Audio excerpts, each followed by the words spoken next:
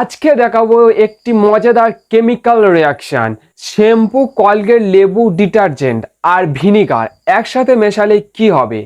আর এই ভিডিওটি একদমই নিরাপদ, তোমরা ঘরে ট্রাই করেও দেখতে পারো।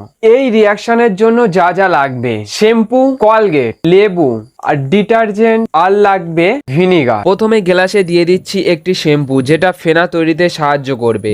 তারপর কিছুটা কলগেট, এতে থাকে বেকিং সোডা।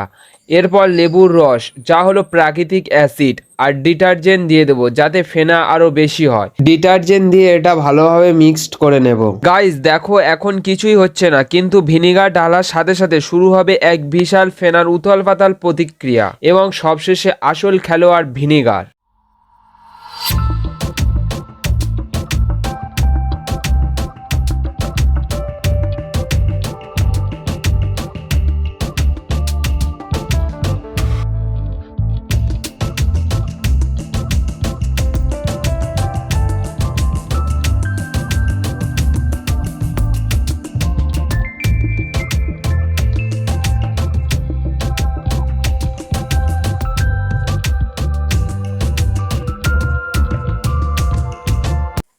কলগেটে থাকে বেকিং সোডা আর ভিনিগারের অ্যাসিটিক অ্যাসিড মিলে তৈরি করে নিউট্রালাইজেশন রিয়াকশন। আর এই এক্সপেরিমেন্টটি বাড়িতে করতেই পারো। আর হ্যাঁ, ভিডিওটি ভালো লাগলে একটি লাইক, আর এইরকম কেমিক্যাল এক্সপেরিমেন্ট পেতে ক্রেজিয়াস তাক ইউটিউব চ্যানেলকে সাবস্ক্রাইব করো।